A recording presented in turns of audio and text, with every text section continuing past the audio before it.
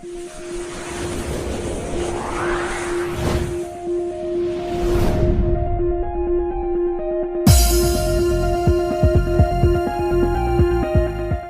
के गर्भ में बच्चे को अपना भविष्य का और पूर्व जन्म की सारी याद रहती है कि पिछले जन्म में मैंने क्या क्या गलतियां की, इतने मनुष्य जीवन मुझे मिले, मैंने कैसे बर्बाद कर दिए, संत पूरा मिला नहीं, साधना ठीक बनी नहीं, अटपट करके सिद्धियां प्राप्त करके अपना जीवन नाश किया, फिर 84 लाख योनियां भोगी मैंने। वो सारे इतिहास देखता रहता, पिछली बैकग्राउंड ट्रेलर चलता रहता है इसके आगे। अगला जीवन भी उसको दिखाई देता है कि इसमें मेरे साथ क्या बनेगी।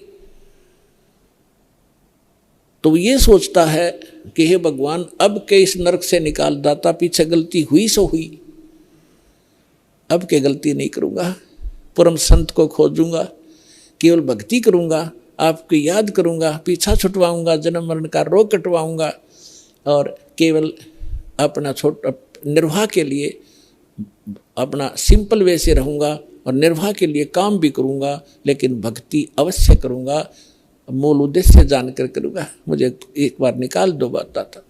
तो इसी बात को याद करके सुखदेव ऋषि जी ने 12 वर्ष तक गर्भ से बाहर नहीं आए। फिर ब्रह्मा विष्णु महेश यहाँ के व्यवस्थक हैं, इनको चिंता बनी, काल ने इनको प्रेरणा की, अंडरग्राउंड रिमोट उसके हाथ में है।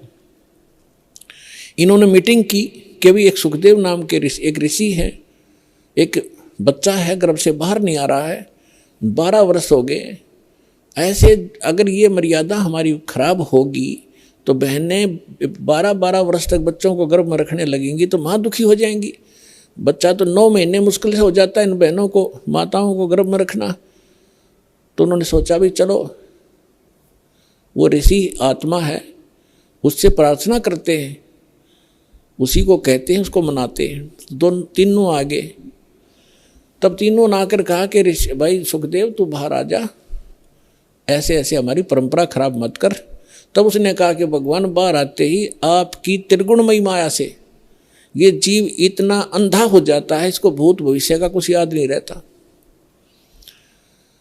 आप ये अपनी माया रोक लो, तब मैं बाहर आऊं, कुछ देर के लिए रोक दो। तो उन्होंने कहा भाई देखो, इसको हम नहीं रोक सकते, ये हमारे बस से बाहर की बात है, हमारे अंदर एक ऐसा गुण भर रखा है, तो इसको हमारे लिए रोकना असंभव नहीं है। तो सुखदेव बोला मैं तो बाहर आऊं नहीं, चाहे 20 वर्ष रहना पड़ो, 100 वर्ष रहना पड़ो।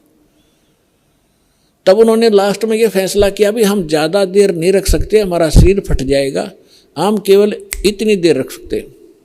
ये देख ले कितना क्षण है। सुखदेव जी ने कहा कि आप इतना ही रख लो, देर रोक दो इसको।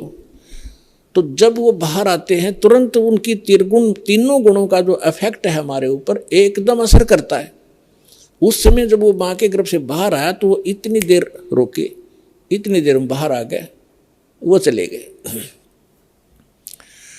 अपने आत्माओं उसको इस दुख के डरते हैं, गर्भ में माया त्यागी कि मैं इस संसार के चक्कर में नहीं पड़ूंगा, अपना मोक्ष कराऊंगा। मोक्ष बालकों का खेल है।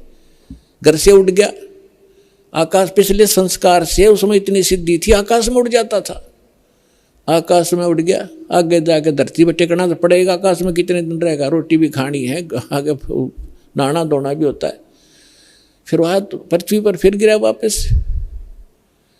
कहने का भाव ये है कि फिर इस पिछले पूर्व जन्म के भक्ति शक्ति से कुछ सिद्धियां आ जाती हैं और उन सिद्धियों से हम ये मान बैठते हैं कि ये बड़ा महापुरुष है। सिद्धि तो इस प्राणी का सबसे बड़ा दुश्मन है।